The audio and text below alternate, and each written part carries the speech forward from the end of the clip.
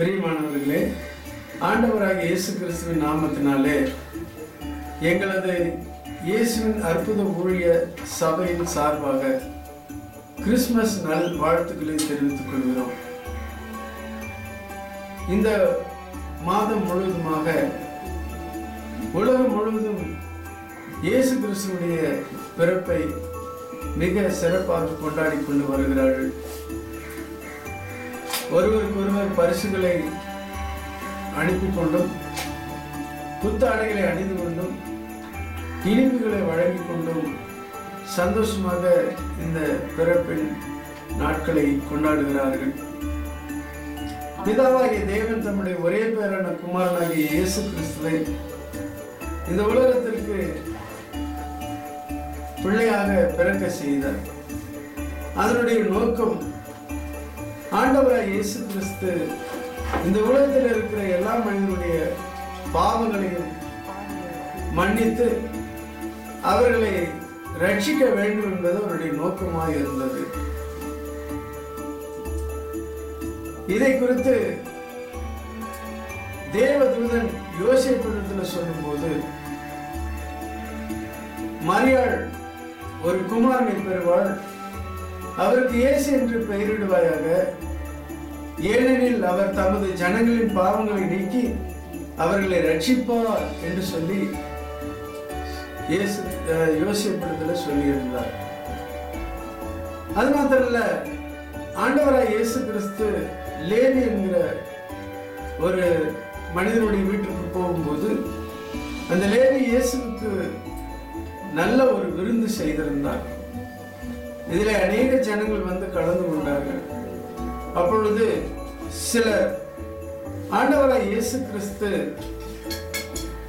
பாவிகளோடும் கூட அவர் போஜனம் பண்ணுகிறார் என்று சொல்லி அவரை குறித்து குறை சொன்னார்கள். அதை கேட்ட இயேசு, நீதிமான்களை அல்ல பாவிகளையே மனம் திரும்ப அழைக்க வந்தேன் என்று சொல்லி அவர்களை பார்த்து சொன்னார். அப்படியானால் இயேசு தான் எதற்காக இந்த உலகத்தில் பிறந்தேன், எதற்காக இந்த உலகத்திலே வந்தேன் என்பதை குறித்து அந்த ஜனங்களுக்கு சொல்லுகிறார். அதாவது இந்த உலகத்தில் இருக்கிற மனிதனுடைய பாவங்களை மன்னித்து அவனை ஒரு புது மனுஷனாக மாற்ற வேண்டும் என்பதுதான் அவருடைய முக்கியமான நோக்கமாக இருந்தது. மூன்றாவதாக நாம் பார்க்கிற போது, அப்போஸ்தலனாகிய பவுல் என்கிற ஒரு தெய்வ மனுஷன் ஆண்டவராய் இயேசு கிறிஸ்துவை குறித்து சொல்லும் போது, பாவிகளை ரட்சிக்க கிறிஸ்து இயேசு உலகத்தில் வந்தார் என்று அவரை குறித்து அவர் சொல்லுகிறார்.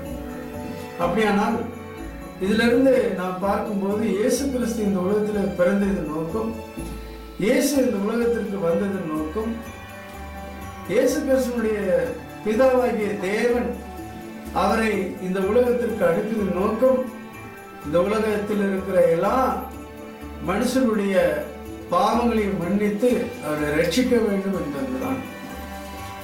ஆகவே இயேசு கிறிஸ்து இந்த உலகத்தில் பிறப்பதற்கு முன்பதாக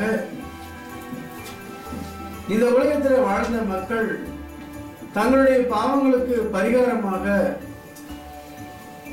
காளைகளை அடித்து அதனுடைய ரத்தத்தை அங்கே பலிபீடத்தில் சிந்தி அதன் மூலமாக தங்களுடைய பாவங்களை அவர்கள் நிவர்த்தி செய்தார்கள்.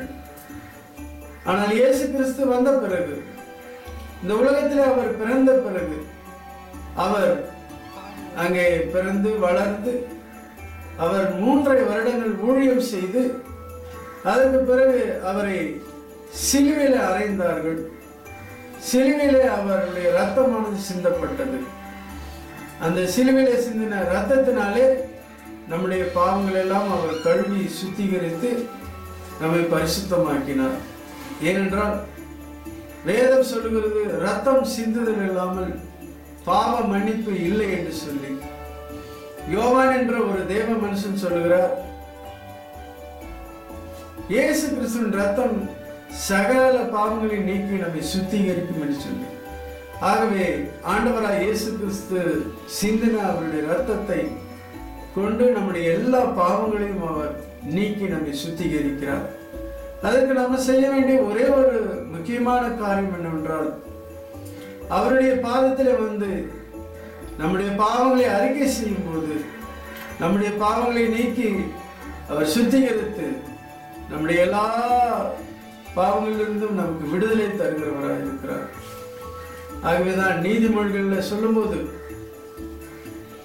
தன் பாவங்களை மறைக்கிறவன் வாழ்வடைய மாட்டான், அவைகளை அறிக்கை செய்து விட்டு விடுவனோ இரக்கம் பெறுவான் என்று சொல்லி சொன்னார். ஆகவே அருமையான தேவனுடைய பிள்ளைகளை, இயேசு கிறிஸ்துடைய பிறப்பின் நோக்கத்தை நாம் அறிந்து அவருக்கு முன்பதாக நம்மை தாழ்த்தி ஒப்பு கொடுத்து அவரை ஏற்றுக்கொண்டு அவரை விசுவாசித்து அவரை நம்பி நம்முடைய பாவங்கள் எல்லாம் அறிக்கை செய்து நாம் அவரிடத்துல நம்மை ஒப்பு கொடுக்கும் போது நிச்சயமாக நம்மை பரிசுத்தமாக்கி ஒரு நீதிமானாக மாற்றி நம்மை ஒரு ஆசீர்வதிக்கப்பட்டவர்களாக அவர் நம்மை நடத்துவார். ஆகவே இந்த வேளையில நம்மை தாழ்த்தி அவருடைய பாதத்தில் அர்ப்பணிப்போம். நிச்சயமாக இயேசு உங்களை ஆசீர்வதிப்பார். நம் கண்களை மூடி ஜெபம் பண்ணுவோம். எங்களை அதிகமாக நேசிக்கிற நாளாண்டவரே, இந்த நல்ல வேளைக்காக நாங்கள் துதிக்கிறோம், சோதரிக்கிறோம். உம்முடைய பிறப்பின் காரியங்களை குறித்து நாங்கள் தியானிக்க முடியாத கிருபை செய்தரை உங்களுக்கு நன்றி செலுத்துகிறோம்.